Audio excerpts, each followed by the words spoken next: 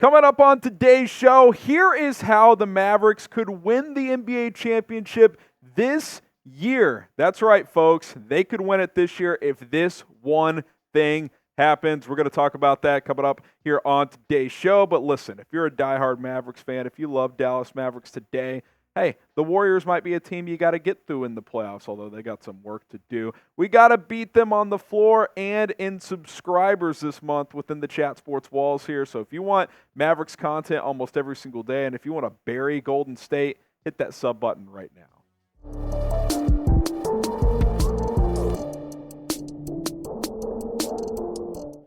It's Mavericks Today by Chat Sports. Harrison Graham and Jeffrey Cooperstein. Coop, big win last night. Yes. The Mavs have won 7 in a row, their longest win streak since the championship. And I would argue the most meaningful win of the season took place last night at the American Airlines Center. Yeah, I think it's the biggest win to this point. You get a 123-113 win over your arch rival, the Phoenix Suns. Devin Booker still had a good game, 35, 5, and 8, but what really, really interested me is Kevin Durant, just 23 points on 9 of 22 shooting. And a lot of that was thanks to P.J. Washington, who was the primary defender on him. He's been playing outstanding defense all season for the Mavericks so far in his short time. Yeah, I mean, they're calling him P-Jail already. He's putting people in jail. I mean, the guy's been terrific on that end. You know, the offense has kind of been a little spotty, but, dude, if he's locking up dudes, I don't need him to score 15 a game. Exactly. If he's 10 to 12 a game, that's fine.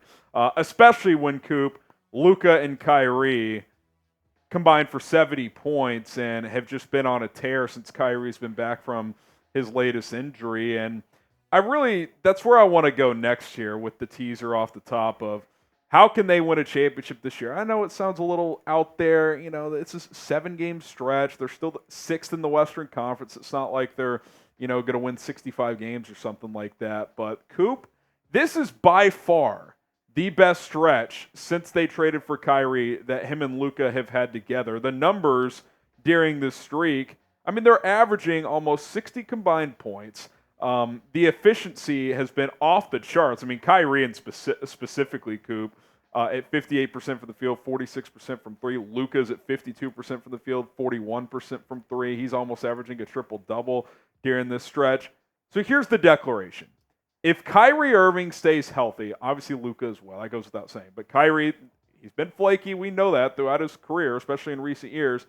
If he's healthy in the playoffs, this team has what it takes to win a title. Yes, they do, especially with the deals that they made at the trade deadline to add depth to this team. I really think they have the pieces needed to win.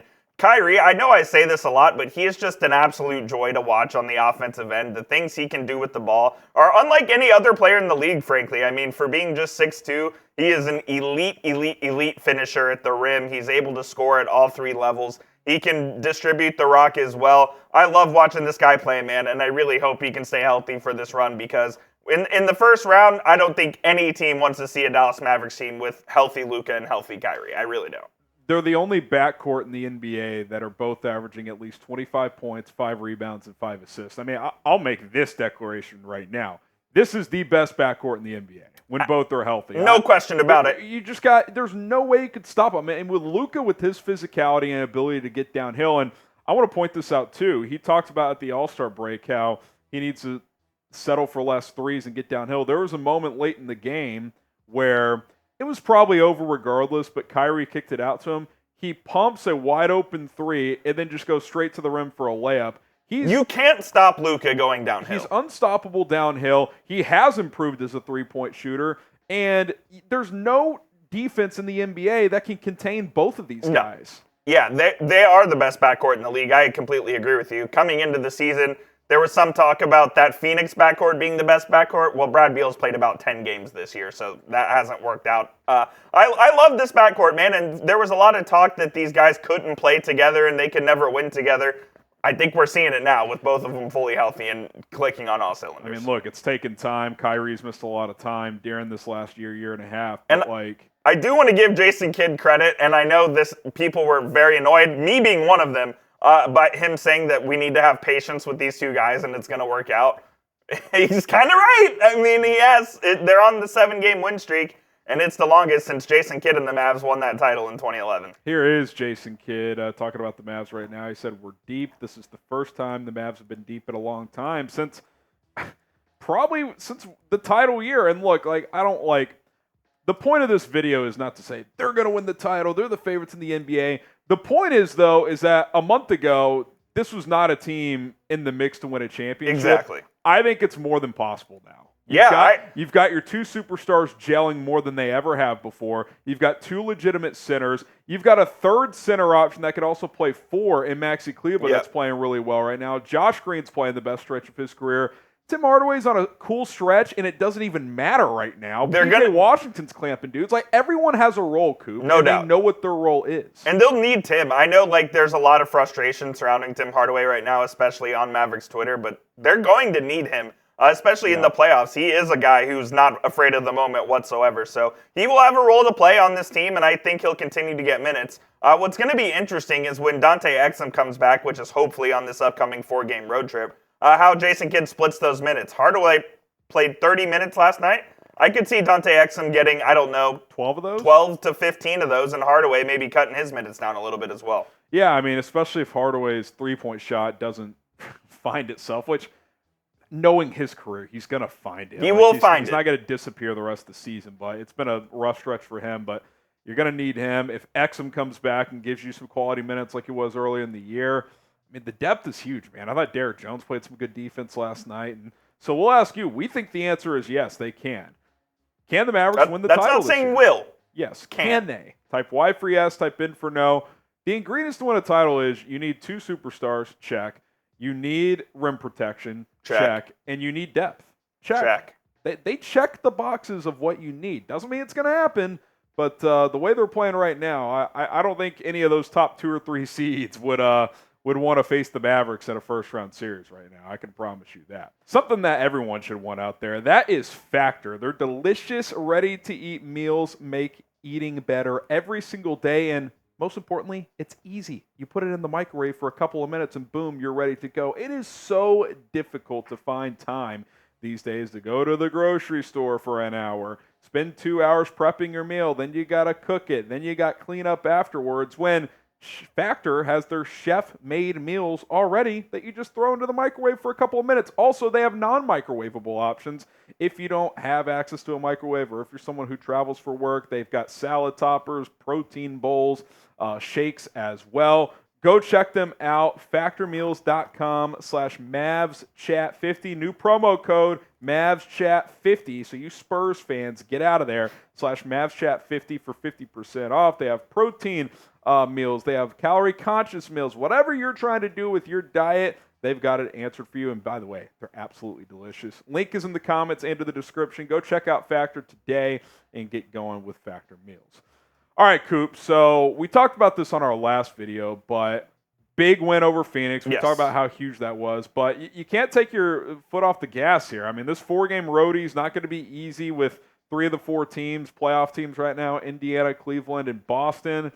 Toronto's never easy either. And then you come home and play Philadelphia, catching them at a good time, obviously, without Joel Embiid. But it's a big stretch, man. We'll see if they can continue this streak. I doubt they come home to play Philly with an 11-game winning streak. But, if they at least split, if not win 3 out of 4 on the road, that'd be pretty impressive. Yeah, it'd be huge. I think you'd be asking for a split. 3 of 4 would be absolutely awesome for sure. That game against the Celtics will be a great measuring stick of where this team really is. Yeah. And they have the next 9 games are against the Eastern Conference, so they don't play a team in the West until they play Golden State on March 14th. So almost 3 weeks without playing a team from the West. Got to stack these wins against the East, man. It'd be absolutely huge. And I think you can beat these teams. Obviously, Rick Carlisle's Pacers play at a high pace on offense. That is going to be high scoring. Take the over on that. That'll be a very high scoring game. Cleveland, one of the best teams in the East that no one really talks about. They're sitting there at second in the East right now.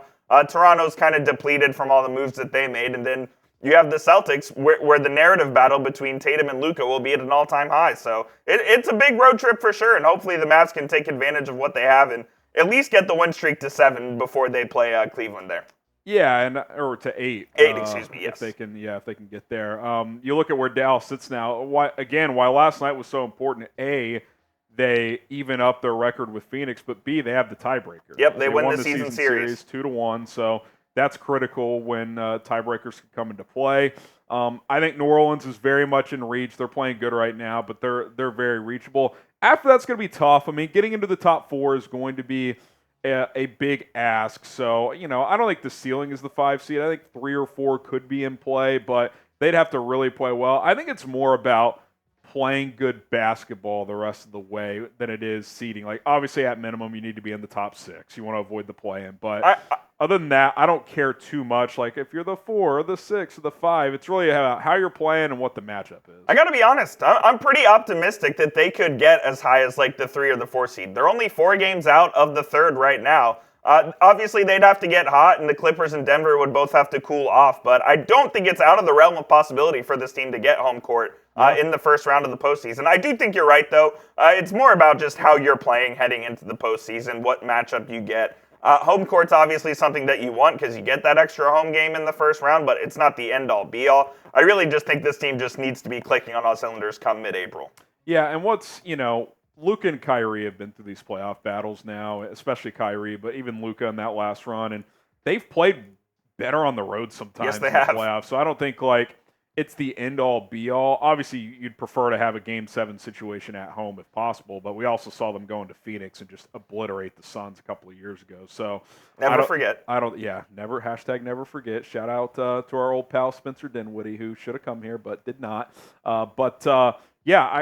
Listen, the arrow's pointing up. I think you could argue, Coop, out of every team in the NBA, other than the preconceived title contenders, this team is the most it's the biggest wild card team in the NBA. They are Absolutely. They could be a 6 seed that wins a championship with the ingredients they have. Yeah, ESPN's Tim Legler ranked the Mavericks as the 4th most likely team to win the title, I believe, after the Celtics, the Clippers, and there was one other team. Ask me this: who do you think's a more title contender, the Mavs or the Thunder? I'll take the Mavs. Probably, yeah. With those two guys, I'm just not going to bet against Luka and Kyrie in any series. I think the Clippers are a bad matchup for the Mavs. Obviously, Denver provides some matchup issues as well. But outside of those two, I think I'd back the Mavs to win pretty much any series. It's going to be fascinating to watch. Should be a fun final stretch here. If you want the winning streak to continue, be sure to like this video. And we'll see you guys soon on Mavericks Today. Peace.